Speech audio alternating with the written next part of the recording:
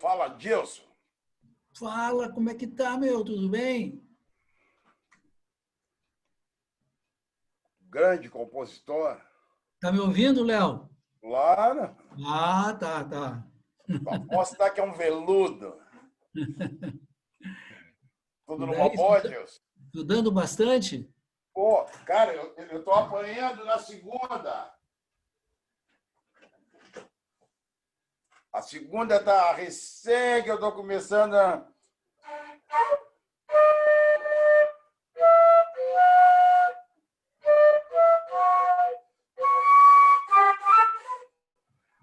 Bah, depois... Agora ela tá fria.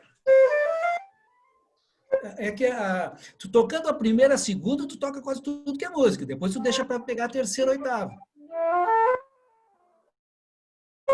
Aqui sobe que tá, e tem que estar bem quentinha, mas vamos devagar. Ah,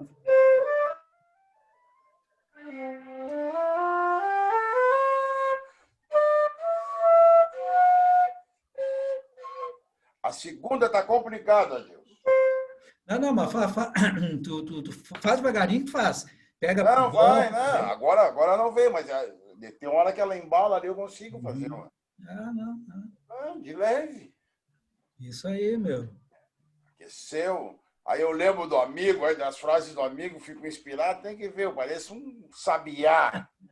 Mas qualquer coisa que tiver dúvida, pode me ligar, pode me passar um, sei lá, Né? coisa que... É, mas a embocadura, né, Dilson? Agora que eu tô, tá entrando a segunda oitava ali. Aham, é.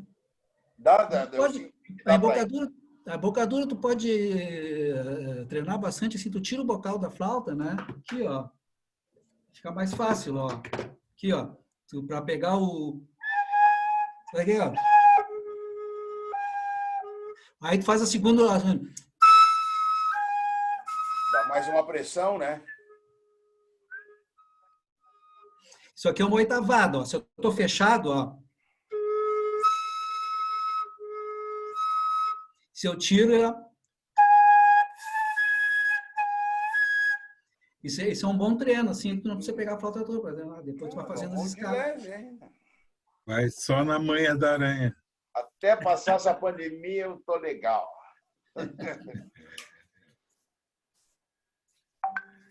Tá com bico de mel.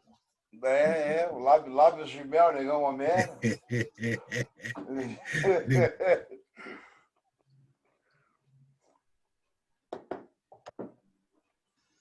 Léo, eu te dou umas aulas de flauta, tu me dá umas aulas de contrabaixo.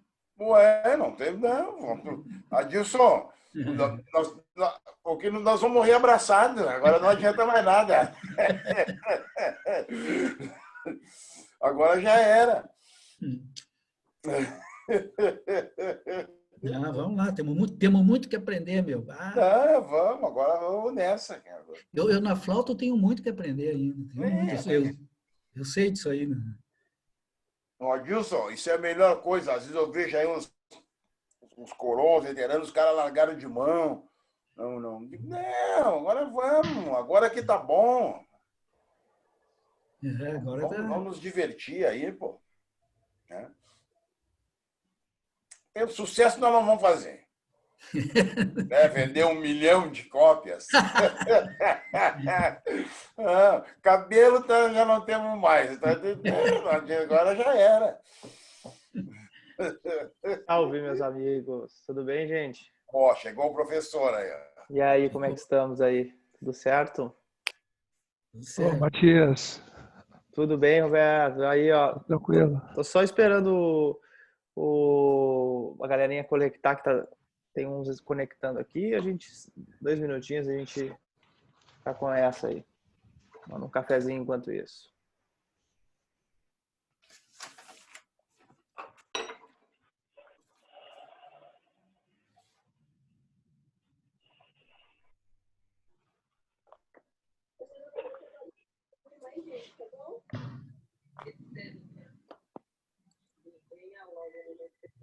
Ô, Matias, Buenas? o resto deve estar me escutando. A prova de que tu é um bom professor, cara, Opa! é a seguinte. sabe? A gente sente, eu dei aula, dei muito tempo aula para gurizada, criançada em escola pública. É quando tu chega, o pessoal fica quieto.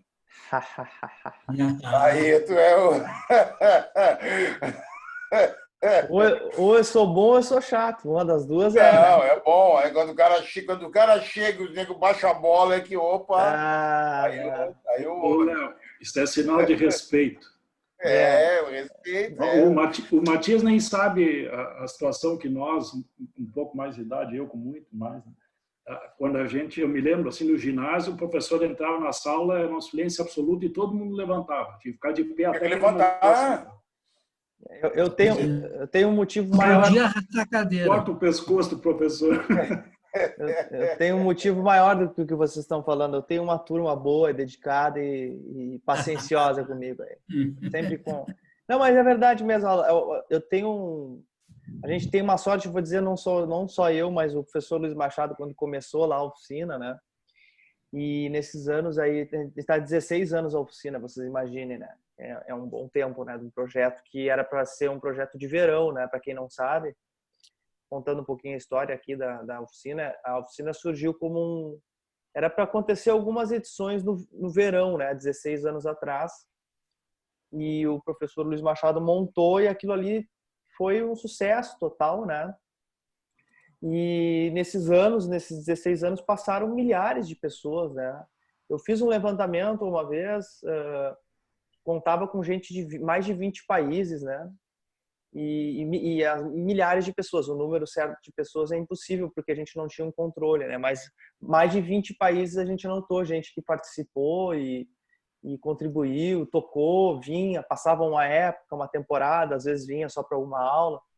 E, incrivelmente, nesses 16 anos, a gente não teve nenhuma situação... Eu não participei desde o começo, né? Mas em todo o tempo que eu estive junto, a gente não teve nenhuma situação conflituosa, não teve nenhuma situação de mal-estar ali, nenhum sentido, né? O que até a gente aceitaria, seria normal, né? Muito tempo, né? Poderia ter tido, né? Situações ruins, mas nunca teve. E continua assim, a gente só tem coisa positiva, só tem lado legal, né? As pessoas acho que vêm também de bom coração. E nesse tempo passou bastante gente lá dentro. Durante um bom tempo entrava até a galera de rua, assim, porque a gente sempre fez uma... Eu, professor Luiz, sempre tivemos uma postura de porta aberta, né? A oficina sempre teve de porta aberta. Então, como era no centro antes, volta e meia, assim, muitas vezes entrava uma galera que morava na rua, uma galera morador, e todo mundo de bom coração participavam, né? Tem mil histórias para contar disso, não vai ser agora, por causa que a gente está com outro tema, mas histórias bonitas mesmo de gente que vinha de origens diversas, né? E às vezes até na origem de maior dificuldade, né? Que às vezes a gente vê. E mesmo assim, sempre muito, né? Uma turma muito diversa, mas sempre de bom coração. E ali surgiram também, né? Nesses 16 anos, muita coisa, né? Muito encontro, muita gente começou a tocar, grupos que se formaram, casais que se formaram, né? Parcerias, né, composições, né? É uma história muito legal. Eu tento contar, tem alguns documentários, né? Eu já fiz acho que uns 3 documentários falando um pouco dessa história, né? Tem aí no YouTube, se vocês procurarem depois. É legal que a gente se vê assim há tempos atrás e tal. Depois, qualquer hora eu posso disponibilizar para vocês também os links, mas é só digitar no YouTube ali Oficina de Choro de Porto Alegre, que vocês vão ver os documentários que eu venho fazendo aí. Espero fazer um mais para frente aí, quem sabe até com as nossas incursões online aqui, que têm sido especiais, né? É difícil é um desafio, né? No sentido de trazer sempre uma novidade, mas agora a coisa também, como a gente tem o público, é um público fiel, que nem vocês, aí dá para seguir, né? Eu estou conseguindo seguir assim, um roteiro. E por isso eu trouxe hoje uma música que a gente não trabalha muito. Não é tão comum a gente trabalhar as polcas aqui na oficina, mas essa é mais que especial, né? Eu trouxe Coralina, que é uma polca clássica, né? Das principais, assim, de repertório. Eu mandei para vocês umas partituras, tá? Mandei, na verdade, 3 partituras, tá? Só para explicar o material. Eu vou mandar aqui também no chat, porque tem gente que não consegue acompanhar antes, tá? Então, eu vou mandar no chat para vocês aqui o material que eu já enviei para vocês, tá? Vou reenviar aqui. A partitura do Coralina Melodia, ok? E a partitura, aí o Léo tava pedindo, aí Léo, tu que tinha pedido aí. Agora eu mandei uns 7 cordas aí que tu tinha me pedido da outra música, ela não tava achando, mas o Coralina eu achei. Eu vou comentar ele. Eu vou comentar ele, que tá bem interessante, inclusive, essa versão aí dos 7 cordas, ela é baseada na versão do Rafael Rabelo, tu vai... É que o legal, desculpa eu te interromper, Matias. Deve interromper. É que o legal de ter isso aí, não que tu vá fazer aquilo ali, entendeu? Uhum. Mas que isso nos dá um norte. Hoje eu me liguei, ontem que tu tinha mandado, hoje eu já peguei ali os carioquinhas, já vi, já deu para sacar traçar um parâmetro, assim, de se basear na jogada aqui, né? Não, é muito importante. Na verdade, não é que é uma falha, assim, eu tenho o desafio aqui, vocês devem imaginar que a gente tem esses quadradinhos aqui que eu tô vendo, é gente de todas as áreas, entendeu? Alguns são violonistas, mas tem a galera do bandolim, que eu tô vendo aqui, o Marcelo, o João, tem galera do cavaquinho, enfim, é muito amplo. Então, eu não consigo, infelizmente, aqui com esse horário que eu estou fazendo online, que eu tenho que fazer uma geral, né, com vocês aqui, eu não consigo focar. Mas hoje eu consegui o material, o Luiz Machado, o professor, a gente estava falando sobre essa música, essa semana ele que me enviou essa partitura, porque a gente está estudando junto a música, e daí ele me enviou e é um sinal aí, né? O Léo já tinha pedido o professor me enviou, então vamos estudar o Coralina. Não, que é o seguinte, quer ver? O que está rolando, a tua didática, o teu método, é o canal, né? O que está rolando o lance aí, tem aí algumas cabeças do grupo que me ligam, a gente tem trocado figurinha. Léo, e aquele lance, como é, que babapá, e é Renan, e a gente sempre troca. Que legal. Offside, isso. Porque como eu estou um pouco mais acostumado contigo, eu digo, não, o Matias dá a largada, depois vai por ti. Exatamente. E é legal. Sabe? Eu comecei a entender essa tua jogada. Tu pega e vai, mas tu tendo um parâmetro, tem coisas que tem que ter. Né? Legal. Uma baixaria, uma partiturazinha, uma coisa para o cara se guiar e o cara trocar a figurinha. Sabe que eu vou falar, eu vou te comentar o que tu tá falando, tá? Que eu me toquei depois de um tempo, tá? Tu tá falando um negócio até... Buenas. Eu não tinha comentado ainda, eu vou falar não é nem off aqui, é a live, né? Mas assim, eu me toquei depois fazendo uma análise da forma que eu aprendi a fazer as baixarias, né, de ouvido hoje em dia, né, que é o objetivo de todo mundo que toca violão, quer fazer as baixarias de ouvido, né? Quer pegar, de preferência já saber a harmonia de cor e ainda inventar as baixarias, de preferência cada volta uma, né? É o grande sonho, né, de todo mundo que toca violão 7 cordas, né? E eu fui fazer um caminho reverso, pensando como é que eu consegui adquirir, né? Claro, dentro do meu nível, mas eu consegui adquirir isso ao longo dos anos, né? Essa habilidade. E eu fui pensando assim, mas de onde é que veio isso? Eu estou vendo agora, e tem uma galera que está nesse caminho, né? Que está fazendo isso, né? E eu notei que uma das coisas mais importantes, Léo, eu tinha uma rotina durante uns quase 10 anos na oficina de choro, quando o professor estava lá, né? 7 anos exatamente, para ser preciso mesmo. Em que o Luiz Machado, durante a semana, na quarta ou na terça-feira, ele me passava um calhamaço assim de folha de arranjo para 7 cordas, que nem esse que eu te passei agora. Umas 10, 15 músicas, às vezes um pouco menos, mas sempre sempre uma paulada, assim, né? Bastante coisa. E eu até hoje não tenho aquela disciplina assim boa de distribuir, fazer horários de estudo, né? Então eu deixava meio que para a última hora, na sexta e no sábado, antes de ir para a oficina era de tarde, e eu sentava e estudava sexta e sábado mesmo, aquelas leituras ali, limpando. Então, eu fiz durante uns 7 anos muita leitura, mas muita leitura, né?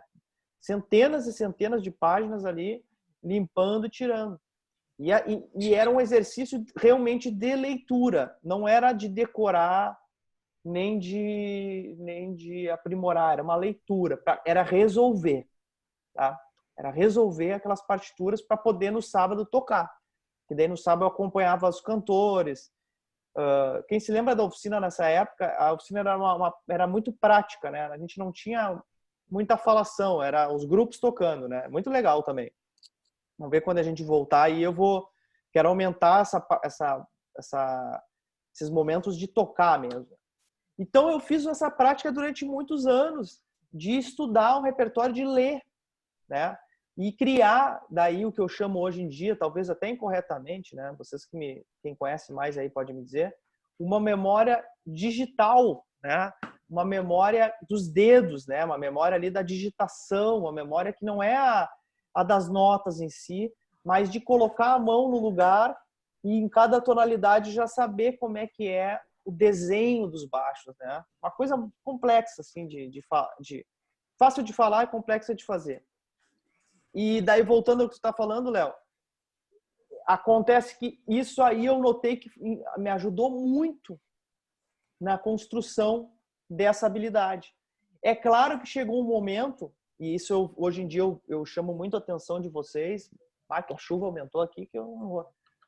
Eu chamo muita atenção de vocês que isso sozinho não adianta, só essa leitura, tá?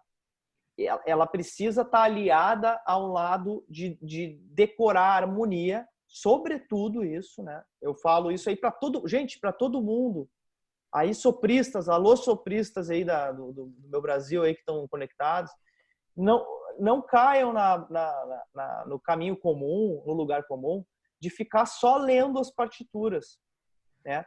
Quando eu estiver fazendo análise harmônica aqui, falando sobre os caminhos do choro, vocês, mais do que ninguém, têm que prestar atenção, porque a diferencial de um soprista hoje em dia, né, ou desde sempre, mas eu falo de hoje em dia, assim, é aquele soprista que tem noção harmônica.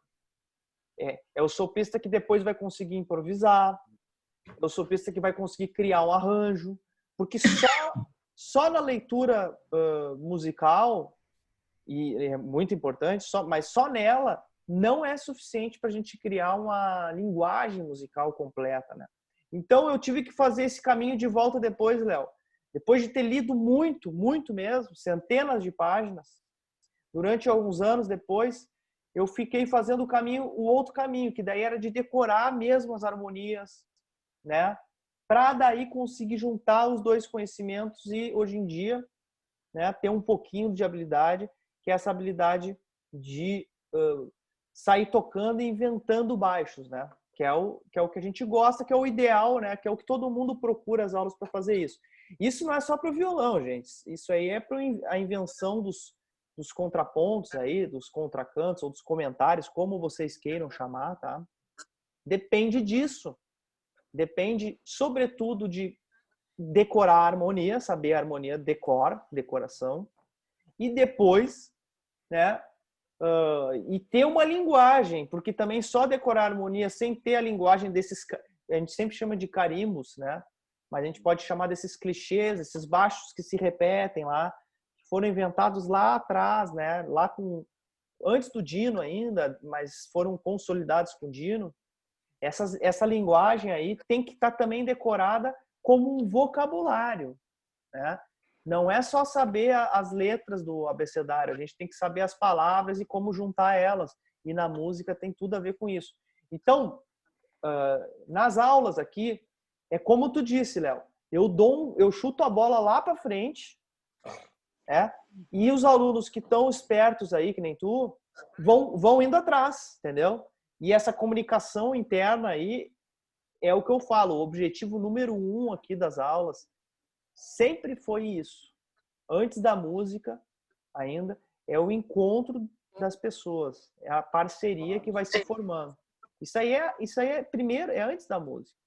Porque daí isso que vai criar, ao longo prazo, o sentido de tudo que a gente está fazendo aqui. Então, assim, fico feliz que tu tenha falado que vocês se comunicam, entendeu? Não, Já, mas isso aí é... já incentivo, o pessoal ouviu isso de ti, já incentivo que façam. Quem não está fazendo isso ainda, comece a fazer. Quem precisar de contato de outro colega, fala comigo, copia o WhatsApp aqui. Mas é o quer ver uma coisa, Matias? Pode falar. Parece que nós combinamos isso aí, vou dizer que nós combinamos aqui, ó, bicho. Tem Olha um aí. monte aqui, cara. Isso aí, pá, tem aqui em casa, tipo, pá, tava tudo na mão, tudo pronto. Quer? Pá, então pega, tá pronto. Mas aí pintou tudo, digo, cara, o lance é esse. O lance é essa conexão das pessoas. Porque... Né? Esse material nós vamos pegar como auxílio e vamos na intuição, Exatamente. vamos buscar o negócio. Exatamente. Isso aí tá rolando legal, tá bom? Que bom. Que bom. É bom esse retorno. A gente precisa de retorno porque nessa comunicação online aqui, a gente tem ficado muito no silêncio. Apesar de tu estar falando hoje comigo, né? Isso é ótimo. Eu até encorajo todo mundo a abrir o microfone e falar. Mas eu tenho ficado muito tempo no silêncio, que às vezes dou aulas assim de 45 minutos falando sozinho, como se eu estivesse dando uma palestra. E a ideia não é ser palestra. A ideia é troca, né? Mas às vezes fica assim pela circunstância do online, que está todo mundo ainda aprendendo a se comunicar nesse online, nessa conferência, né? Matias, Fala, Marco. tudo bem? Tudo ótimo. Eu não sei se isso já tinha acontecido, porque não faz muito tempo que eu comecei a frequentar a oficina do Choro.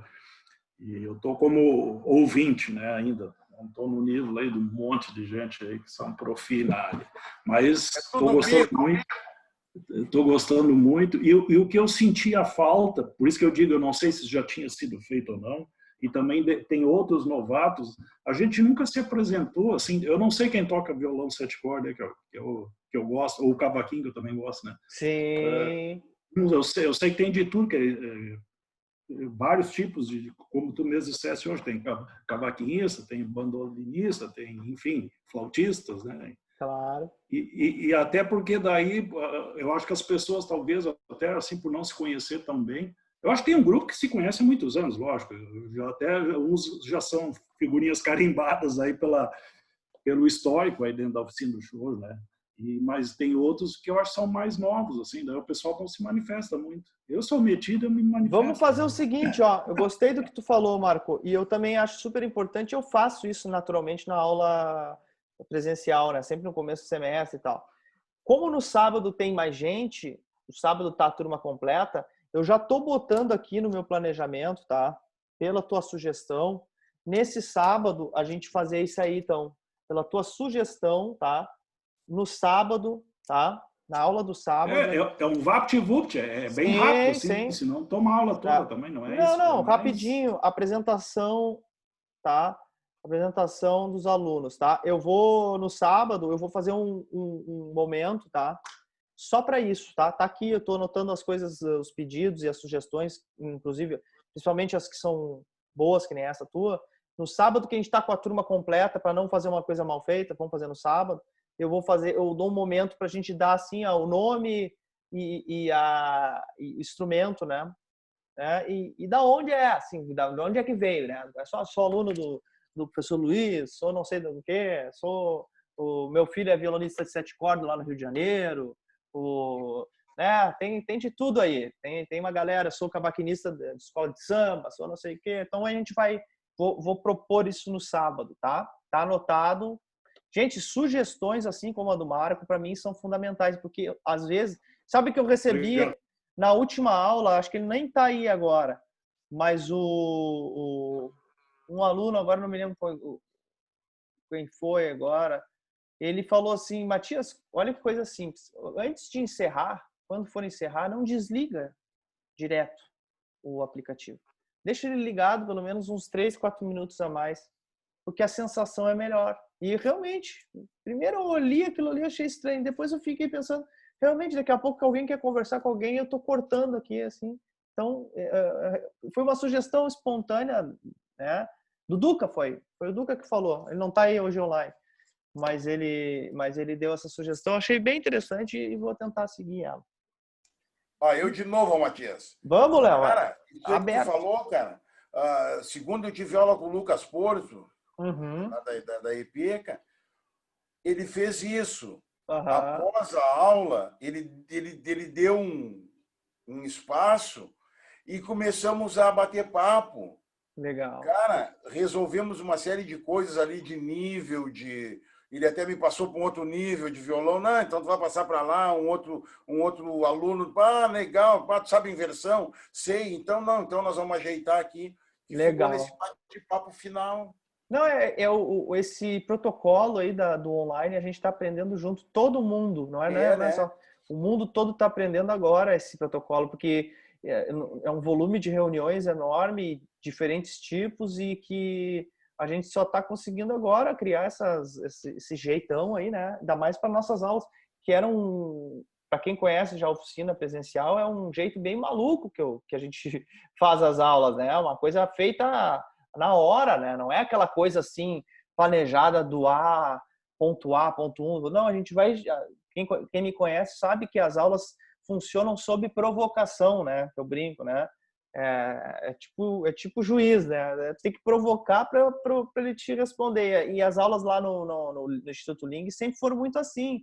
Pô, o João Sebem tá lá. Bem, então nesse dia temos papo ali já para bater com o João vai falar alguma coisa, e a aula vai andando de acordo com as pessoas, né? Que sempre para mim o ponto mais alto da hierarquia de tudo são as pessoas.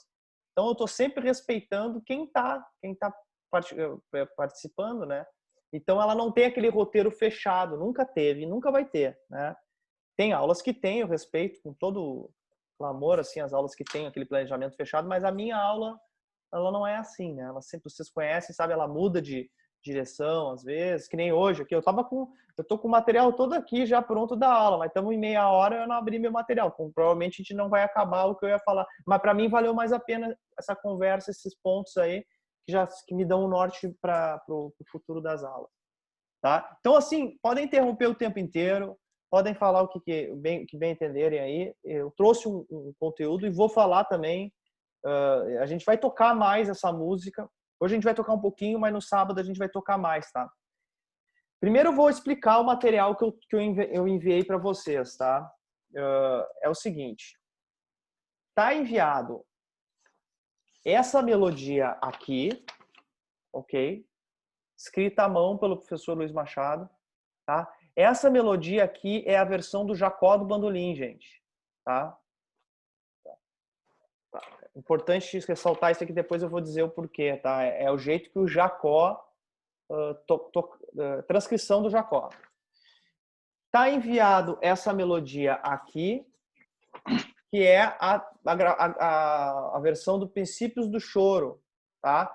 Que ela é uma versão mais baseada na partitura do Carramona, né? Do Albertino Pimentel, o apelido dele é Carramona, né? Então, elas têm bastante diferenças, tá? Em termos de detalhes, assim, tem detalhes de diferença importantes, tá? E ainda eu enviei, olha a bagunça, mas a bagunça é por querer dessa vez. Eu enviei uma partitura para violão de 7 cordas, ok? Que é baseada na gravação do Rafael Rabelo com o Joel Nascimento, que é a que eu mandei o link para vocês lá, o link para vocês do YouTube, né? Vocês viram que tem um link do YouTube ali, né? Com a gravação. Bem, elas têm diferenças em vários aspectos. Primeiro, melodia. As 3 melodias têm pequenas diferenças. A harmonia, as 3 harmonias têm diferenças, né? Principalmente essa do Joel Nascimento, né? Tem diferenças importantes, né? Mas com certeza a gravação de violão de 7 cordas ali do Rafael, como é muito boa a gravação e cheia de ideia boa, eu acabei mandando isso aí. O que a gente faz nessas situações, né? Quando a gente tem essas... Eu mandei 3 coisas diferentes, só que são a mesma coisa. Primeiro, eu tenho que explicar uma coisa que talvez vocês não saibam, tá? Sobre o Jacó do bandolim, tá? O Jacó do bandolim era um colecionador, né? Um maníaco, assim, obsessivo em colecionar músicas. Além de tocar, tem um repertório gigantesco. ele colecionava, ele foi um pesquisador, né? Ele guardava as partituras, fazia, eu não sei como se chamava fotografia, mas não era bem uma fotografia, um arquivo fotográfico das partituras. E ele tinha no acervo dele mais de 5.000 choros, né? Esse acervo que hoje agora está ficando disponível, os áudios e tal. Não sei se vocês já ouviram falar sobre isso. Acervo do Instituto Jacó do Bandolim. Então, mas o Jacó, ele tinha um costume curioso e na época mais comum, hoje em dia um pouco discutível, de ajeitar as músicas. O que é isso? Tá? Isso é uma coisa complicada de entender. Por isso que eu estou explicando aqui, senão eu não explicaria. Ele pegava o repertório, tá? Pegava as músicas e na hora de gravar as músicas, interpretar elas, ele modificava coisas substanciais nas melodias, tá? E nas harmonias também. Ou seja, ele pegava a música do compositor, a música original, e muitas vezes aquela música original tinha erros ou tinha coisas que poderiam ficar melhores, tá?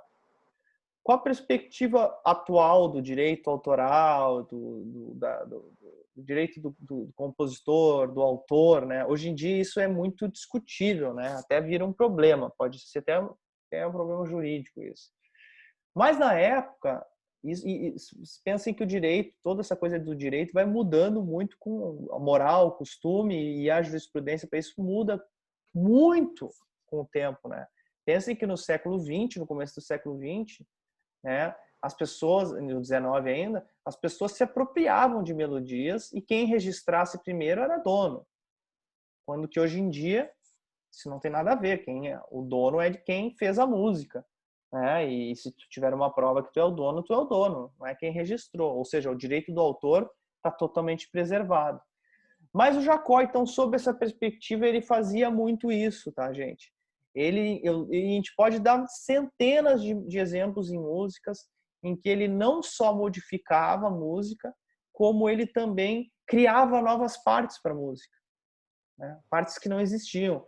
Pode-se dar o exemplo do Brejeiro, por exemplo, do Ernesto Nazaré, em que ele cria duas novas partes, né, para a música, a parte em tom menor lá, que na gravação original não existe, né, na composição não existe. Isso é um exemplo. Aqui no Coralina já o Jacó faz modificações, né, na melodia, né? Ele adapta a melodia de certa forma para o bandolim. Isso é importante que vocês entendam, mais do que pela curiosidade, tá? Para que vocês entendam o processo do choro, tá? O processo do choro, não só do choro, mas da música popular, é um processo que se constrói assim.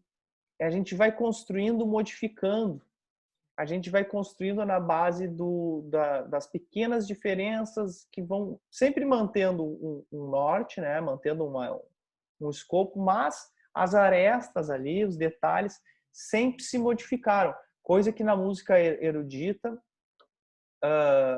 não é bem assim, né? As coisas são registradas nos mínimos detalhes, então essas modificações assim não são tão possíveis, tão comuns, ou pelo menos não fazem parte do processo. Na música popular isso faz parte do processo. Fala, Dilson. Uma pergunta. Não, eu estava observando aqui nessa partitura feita pelo Jacó do Bandolim, ele tirou as tercinas.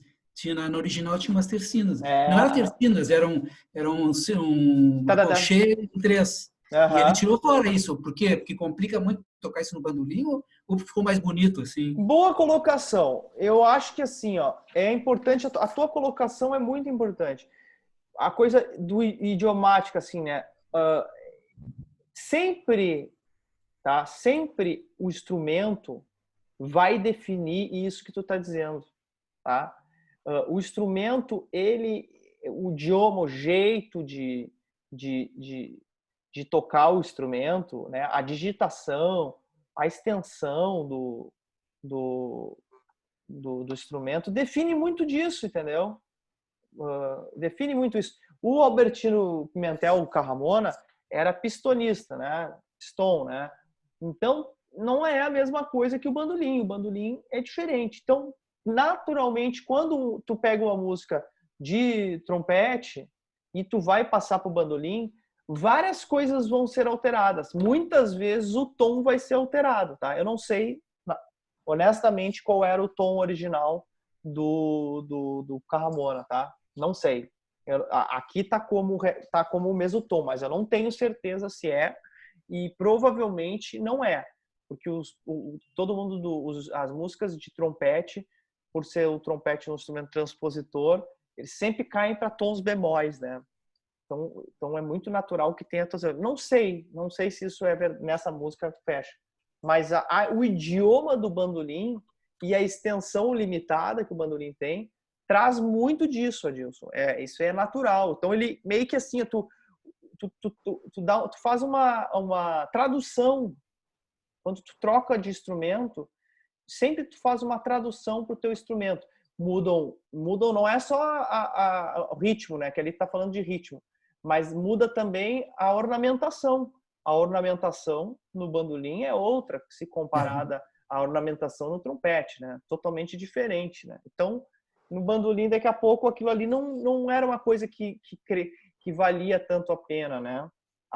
Isso que tu tá falando desse trecho. Então, é muito como... uma curiosidade aqui para vocês, a Suíte Retratos, para quem já ouviu falar, tá? Que é uma peça icônica do choro, é indispensável que todo mundo ouça ela, né, do Radamés Inátali, né, a Suíte Retratos. A primeira gravação que tem da Suíte Retratos, de verdade, foi uma gravação assim interna que o Chiquinho do acordeon fez para o Jacó estudar. Lembre-se que quem estreou a peça foi o Jacó do bandolim, né? Mas o Jacó não lia muito bem música, e o Chiquinho do acordeon gravou uma só no acordeon para ele estudar em cima daquele áudio. Só que, claro, depois que ele gravou no acordeon e tu foi passar para o bandolim, já tinham ali elementos de acordeon, né? Que o Jacó escreveu, o Radamés escreveu para bandolim. Mas quando o Chiquinho foi ler, naturalmente transbordou a coisa do acordeon.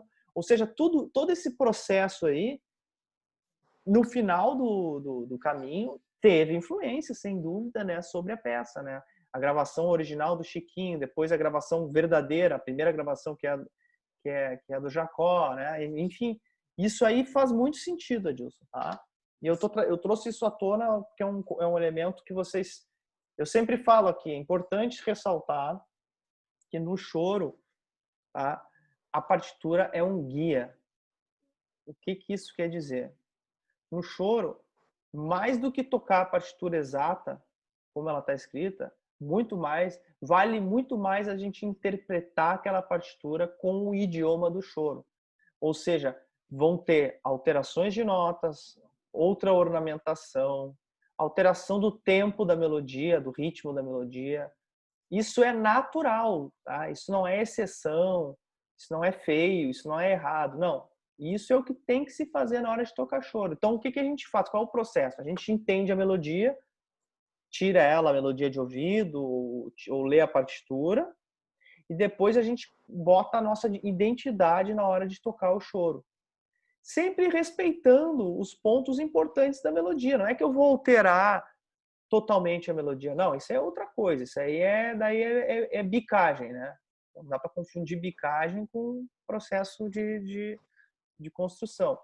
Mas sim, eu vou modificando, eu vou colocando nas arestas do meu instrumento, vão sendo modificações. Se eu estou no cavaquinho, por exemplo, uma música dessa aqui, tem notas que não entram no cavaquinho, então vou ter que trocar oitavas, né? Vou ter que trocar diversas coisas aí que no cavaquinho não vão entrar, né? Então, os instrumentos transpositores, daqui a pouco tem que trocar o tom para ficar agradável, né? O violão não tem sustain, né? Não é que o bandolim que eu faço um trêmulo aqui e sustento a nota, não. Então, no violão, eu vou ter que interpretar ela já de outra forma. Tudo isso faz parte do pacote da linguagem do choro. É muito importante que se entenda isso. Mais do que entender é fazer, até a prática de tocar, né? E daí tocando chegar num cálculo que seja legal. Mas prestem atenção muito bem, depois que vocês acabarem a aula aí, se quiserem buscar essas versões de Coralina, tem várias na internet, vocês vão ver que nenhuma delas está tocada da mesma forma. Sempre vão ter alterações substanciais, ok? Então, hoje, assim, ó, apesar de eu estar fugindo um pouco da história nas quintas eu estar fazendo mais sobre acompanhamento e nos sábados a aula para todo mundo, acabou confundindo um pouco isso, porque o público está muito misturado. Mas hoje eu gostaria de fixar um pouquinho e mostrar aqui para a base, né, geral aqui, que tem a maioria da galera da base, um pouquinho dessas levadas, tá? Um pouquinho das levadas aí que a gente está utilizando, tá? Então, para isso, eu gostaria de começar tocando, tá? Eu vou botar, a gente pode fazer um momento tocada aí, todo mundo pode preparar o seu instrumento aí se quiser. Vou botar todo mundo no mute, tá? Para que vocês ouçam aqui, eu vou botar play, botei todo mundo no mute.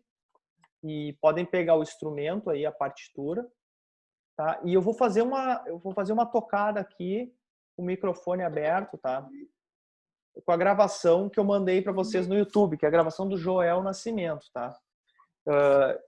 Eu confesso que eu não dei uma estudada boa ainda nessa partitura aqui dos 7 cordas, mas vamos ver o que sai aqui na hora. Vou dando uma lida à primeira vista aqui. Bem, espera um pouquinho. Então tá. Vocês viram que tem um baixo, né? Tem um baixinho no começo, só se está afinado. Deixa eu dar uma afinadinha aqui, gente. Um segundo.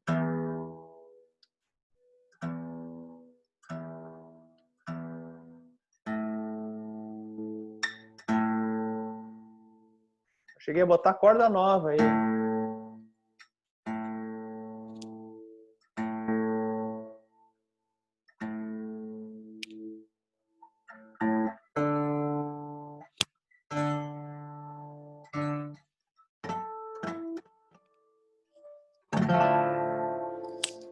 Deixa eu ver se alguém me chamou no chat. O que estão falando no chat aqui? Vou usar qual partitura para tocar? Bueno, eu vou usar a partitura do 7 cordas, tá? Para o acompanhamento. E para solar ali, vocês podem usar do Princípios do Choro, tá?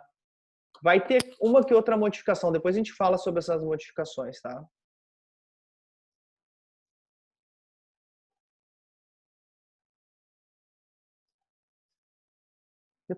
Depois eu tô uma comentada que o chat andou aqui, eu não respondi nada. Depois eu chamo no chat aqui. Vamos dar uma tocada, porque a gente está falando de uma música até agora e não ouvimos a música. Então, podem pegar aí a cifra.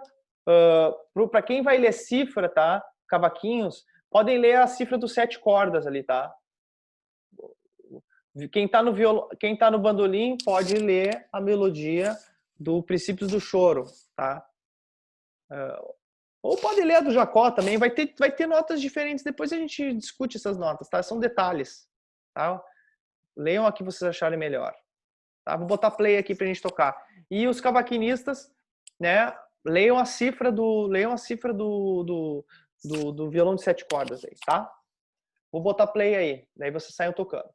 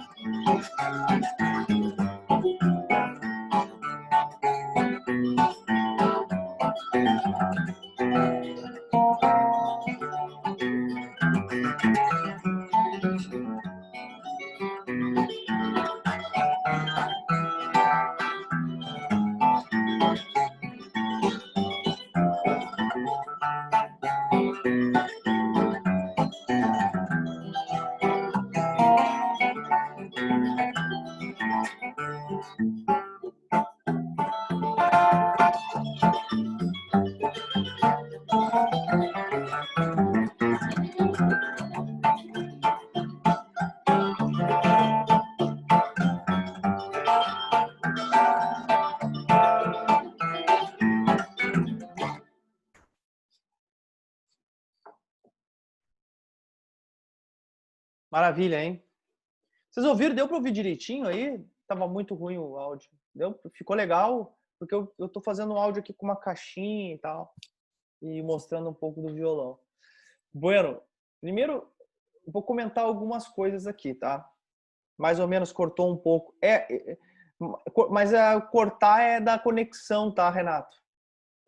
Isso aí é por causa desses raios aí, dessas chuvas aí que alguns cortam, para outros não cortam. Ó, tá no mute, hein, Léo? Só para avisar, se for falar alguma coisa, abre aí. E para alguns corta, tá? Mas tá gravado aqui, tá, gente? Depois, se vocês quiserem tocar junto, eu não fiz exatamente o que tava ali nos baixos, mas boa parte estão feitos, tá? Tem coisas interessantíssimas aqui. Eu vou começar comentando essa harmonia que tá aqui, tá? Peraí, só deixa eu ver o que estão falando aqui.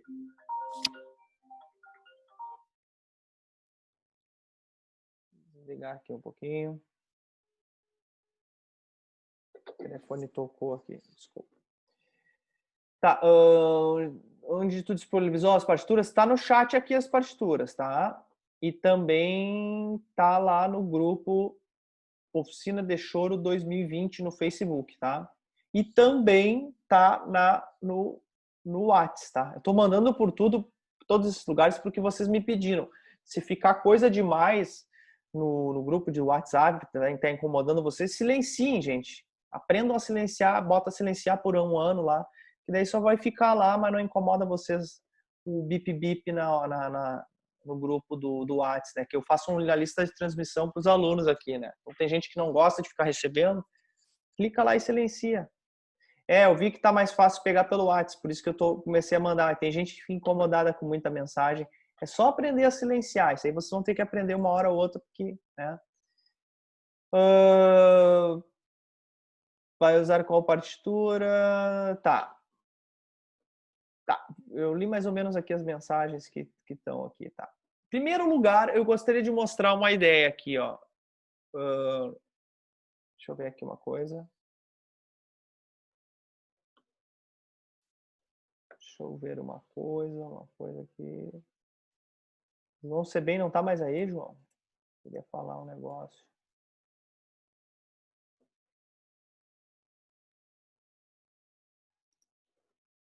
O João acho que saiu. A pena. Deixa eu ver. Deve ser isso aí. Tá dando muita problema de conexão hoje com vocês, mas não, vamos na paciência. Então, só explicando um pouquinho aqui a função da música, tá, para vocês aí. A gente vai aprofundar, tá? Só avisando, no sábado a gente vai aprofundar esse conteúdo aí. E daí depois a gente vai ter mais um momento para aprofundar a questão. E eu vou abrir aqui o conteúdo também para vocês, quem quiser já trazer dúvidas, tá? A gente está falando então de uma polca, tá? E essa polca, se vocês forem ver a melodia dela, ela tem um compasso de melodia mais parada, né? Parabadabadabada. E o segundo é mais cheio de notas. Isso propicia para o violão e para o cavaquinho uma levada que seja mais assim.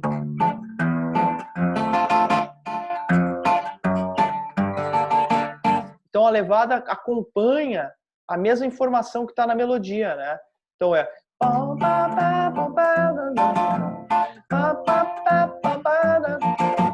né? O primeiro compasso é com tum, tá, e o segundo tum, tá, tum, tá. Mesma coisa para o cavaquinho, tá? Cavaquinho segue a mesma lógica. Posso até mostrar aqui o que eu estou falando. Para o cavaquinho, né? Vai ficar algo tipo isso. Então,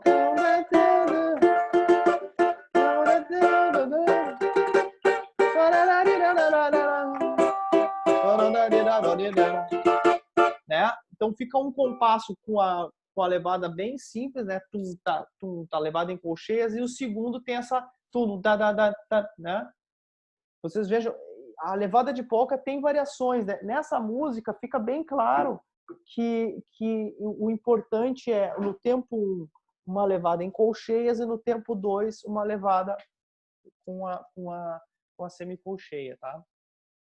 Deu para entender aí, cara? Deu para entender o que eu falei aí? Deu? Tá. Então violão, tum, tá, tum, tá, tum, tá, né? Tem essa levada aí. É legal dar uma desenvolvida nessas levadas de polca, porque fica uma variação bem interessante. Senão a gente acaba tocando tudo como choro, né? E a coralina é uma polca tradicional, tá? Matias, Ali? Quem é que chamou aí? é uma música que a levada dela é até igual, dá pra se dizer que a Governador. Tem a ver sim. Tem a ver com a lembrança do Ilha do Governador que a gente tocou antes lá, né? Já tocou algumas semanas atrás. Tem a ver sim. Tudo a ver. Essas músicas, para lembrar aí quem não tá ainda tão habituado à coisa do choro, o choro no início, né? Vamos falar ainda de século XIX ainda, tudo era polca, né? Tudo era tocado à moda polca. Então, a gente tem a base do choro com polca e com os tangos, né? Para depois a gente ter mais para frente, né? Propriamente o choro como levada. Então, a gente está falando sobre os princípios do choro, né? Então, falando sempre, mas tem polcas que são um pouco cansativas, né? Mas tem outras que são bem legais como essa. O Albertino Pimentel é de 1874, né? Ele viveu até 1929, ou seja, um cara daí da base do choro mesmo, né? Um cara do começo do choro, então um choro assim importante para o entendimento do geral, tá? Vamos lá. Eu não gosto de passar muito de 1 hora aqui, já está quase chegando em 1 hora, mas eu gostaria de dar uma elucidada aqui para vocês antes da gente acabar, já que eu falei um pouquinho da levada, falei da história da música e da polca, né, da coisa da música. Agora eu queria falar sobre a harmona dela, tá, em geral. Eu vou aprofundar no sábado, mas é uma polca de 3 partes, tá, gente? E com a harmonia tradicional, tá? Com a harmonia tradicional, com a harmonia que se repete em todos os choros tradicionais. Tem essa fórmula. Opa, fala aí, quem é que ia falar aí que eu tô colocando todo mundo no mute, mas pode abrir. Alguém ia falar e eu botei no mute aí sem querer. Matias, depois do 16º compasso ali. Uhum. Você está falando em qual? Só para saber qual é a partitura que tu está falando. Das 7 cordas. Dos 7 cordas, tá? Qual é o acorde? Tá. Depois do 16º? Aquele Ré menor ali. Tá. O que tem aí? Como é que eu interpreto isso? O 16º é a casa 1, né? Isso. É um Ré menor, normal. Tom, dam, bam, Tá, bam, bam. não. Ah, tu quer saber a frase? A frase em si? Não é isso. Quero saber aonde que ele se encaixa. Ele está antes da segunda parte, é isso? Ele é o casa 1. Ele vai voltar, a casa 1 vai voltar para o começo. Então, ele é um acorde antes de voltar. Por isso, tá. Tá? Saquei. Entendeu? Tá? Depois, e na casa 2, na casa 2 tem o Ré menor e tem o Dó 7, que daí sim é para chamar para a segunda parte. Para a segunda, que é o Fá. Pensem assim, ó. Tem gente que já decorou isso, mas eu vou solucionar. Boa parte dos choros, tá? A maioria dos choros, eles vão funcionar com essa lógica de harmonia que tem nessa música aqui. A primeira parte é em tom menor, Ré menor, né? A segunda parte, ela tá no relativo maior, ou seja, tá em Fá maior, tá? E a terceira parte tá no homônimo maior, ela tá em Ré maior. Boa parte dos choros, para não dizer a maioria, sim, podemos dizer a maioria, segue essa mesma lógica. E para vocês isso é bom, porque vocês podem usar essa lógica para compor aí, ó. Pensem, se a primeira for em Ré menor, a segunda vai ser em Fá maior, que é o relativo maior. E a terceira vai ser em Ré maior. Essa é a lógica do choro, né? O choro usa essa lógica de construção harmônica, né?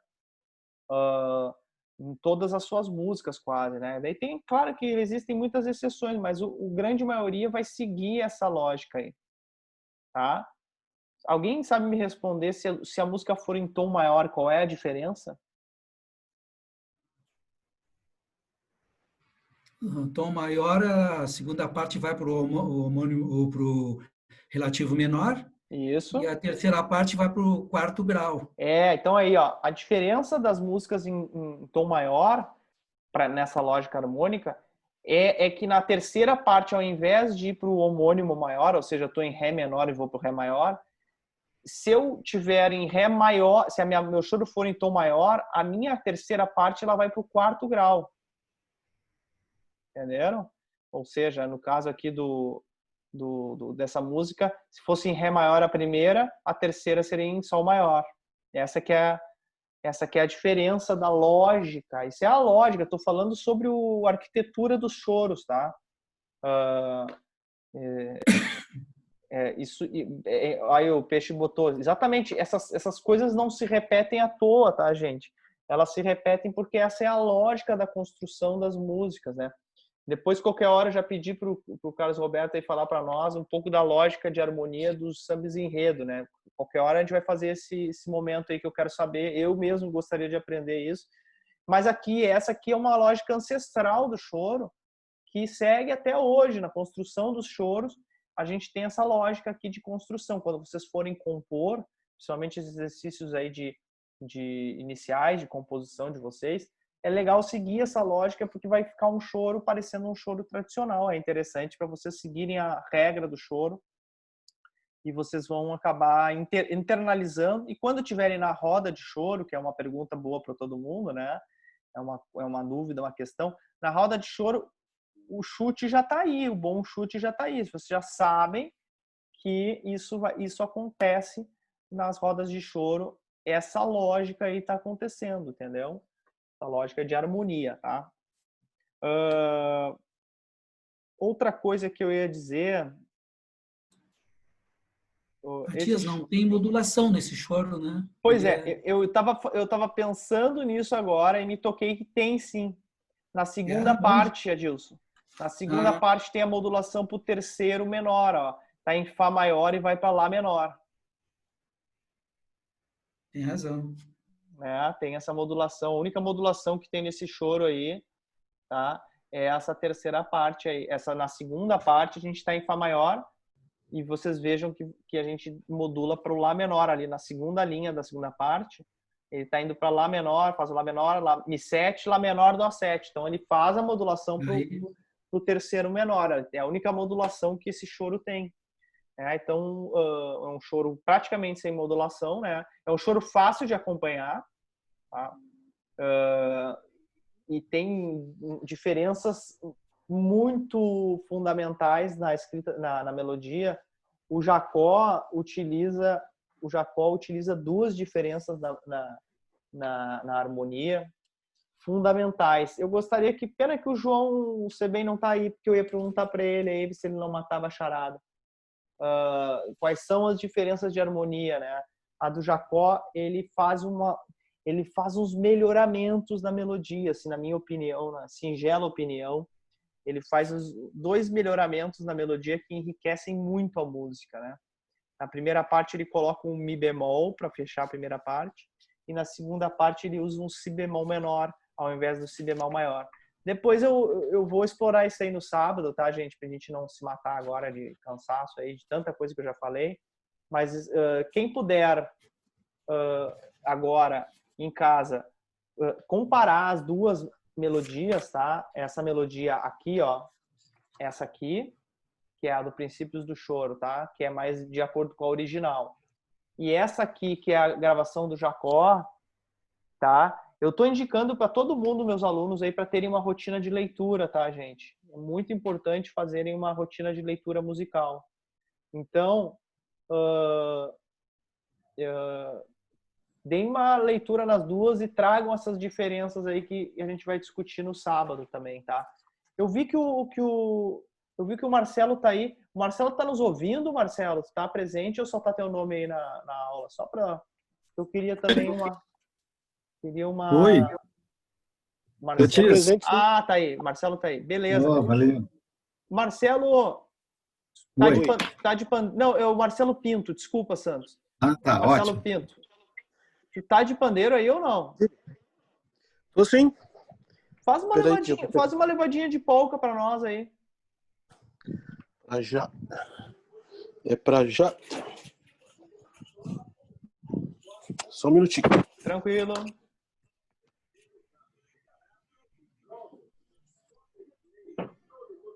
Matias? Fala, Marco.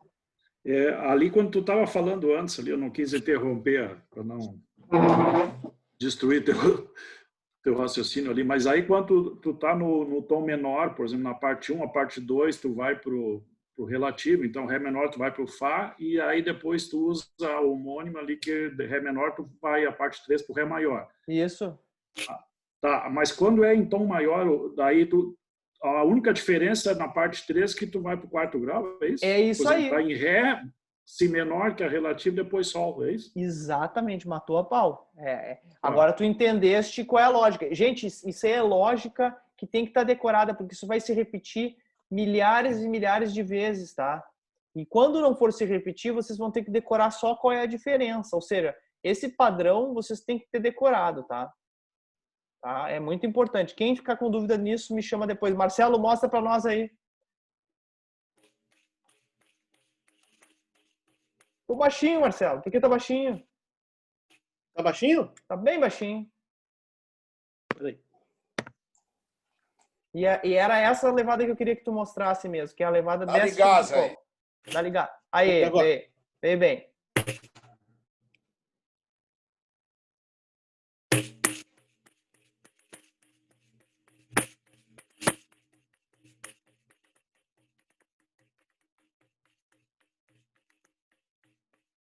Aí, tá mudo? Tá baixinho. Tá baixinho, ficou baixinho, mas o que o Marcelo tá falando?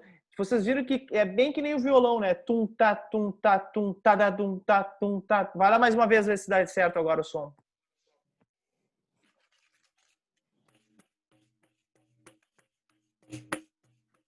Tem que ir mais perto o celular. Não, é alguma coisa que tá dando problema. Aê!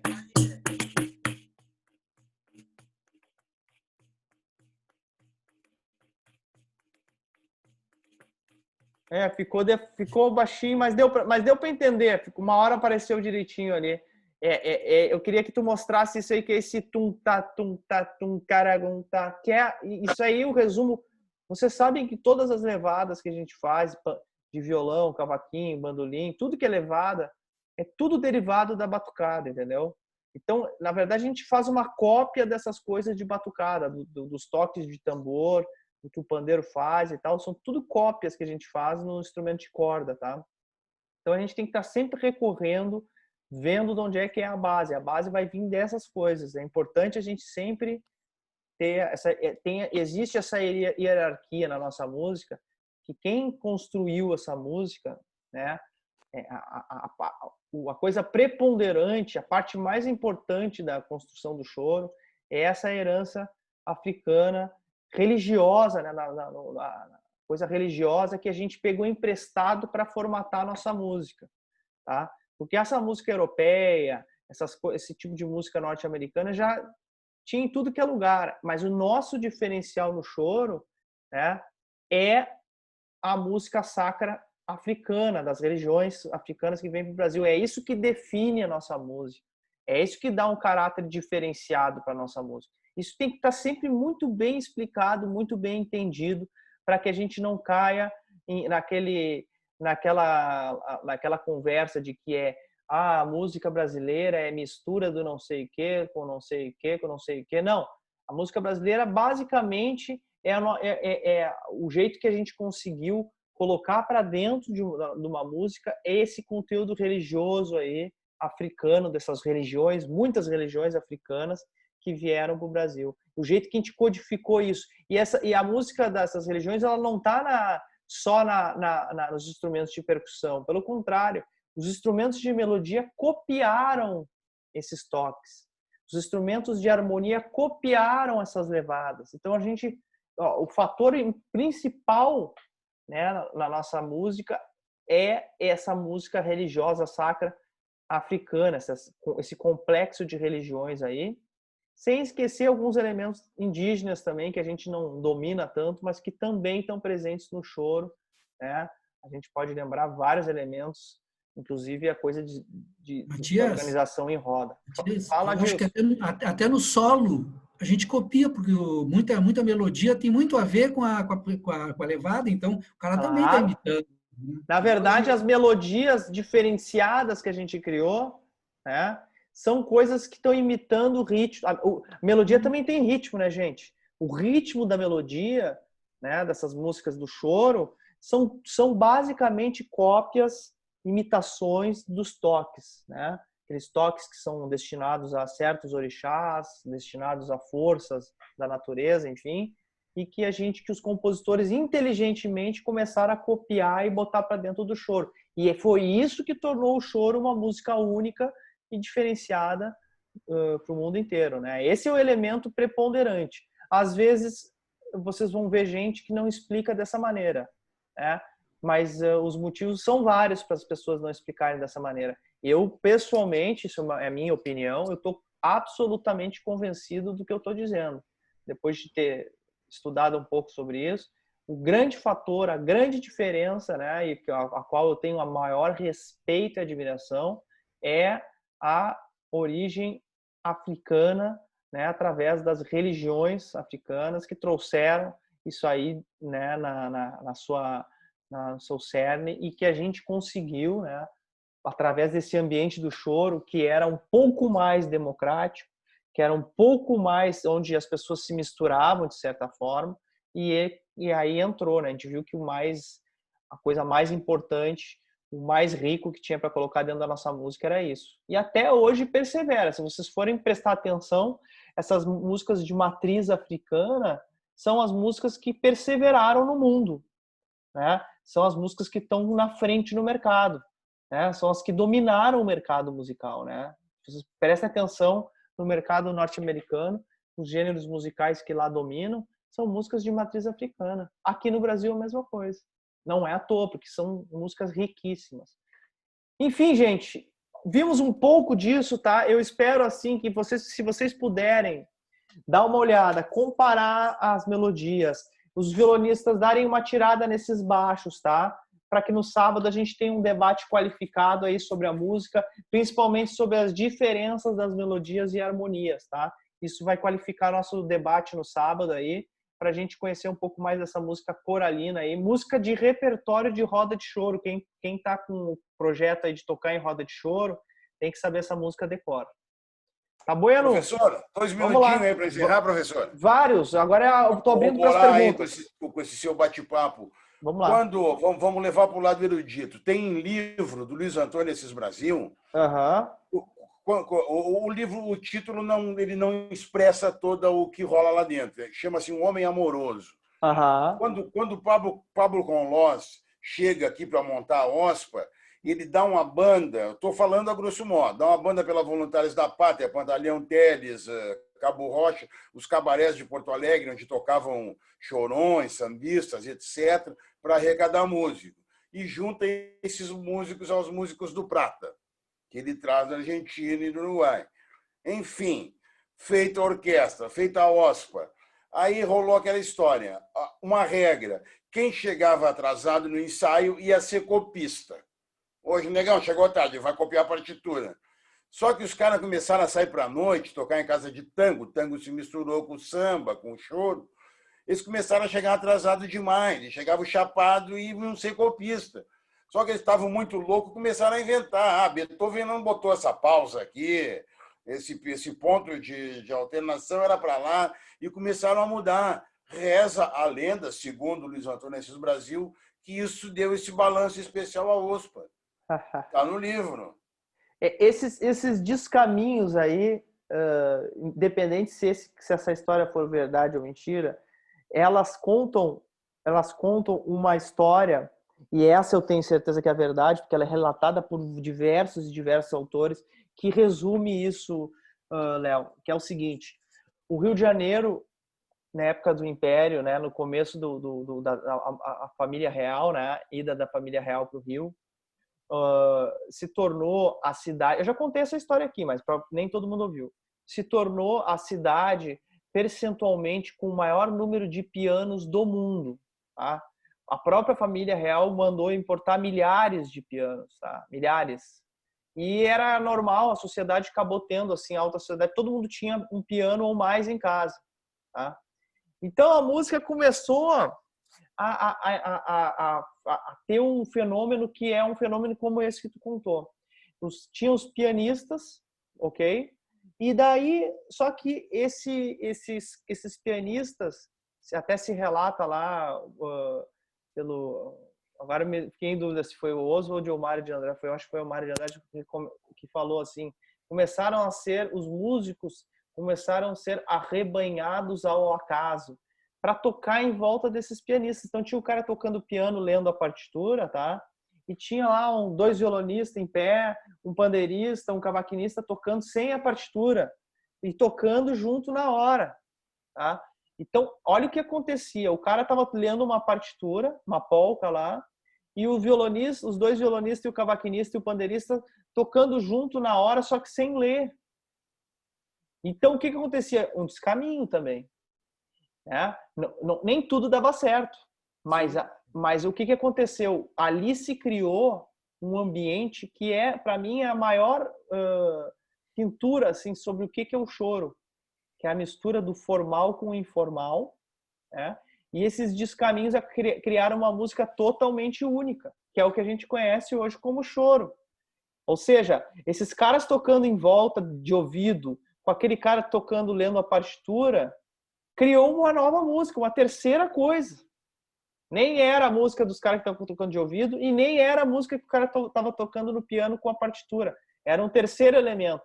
E essa situação dá um valor assim enorme para o choro e faz ele sobreviver a mais de 170 anos, porque ele une o ambiente formal de quem lê partitura, o ambiente totalmente informal, quem não lê nenhuma nota, às vezes não sabe nem o nome das notas, e esses caras sentam e tocam junto.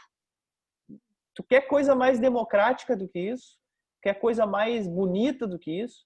E esses caras, geralmente, ainda mais nessa época, eram de cores diferentes. O que era, na época, algo bem complicado de se colocar no mesmo salão. E esses caras acabaram se misturando e deu o boom dessa música. Foi a criação do choro brasileiro. Essa cena de um pianista lendo uma partitura e os caras em volta, arrebanhados ao acaso, hein? Olha esse termo, é muito bom.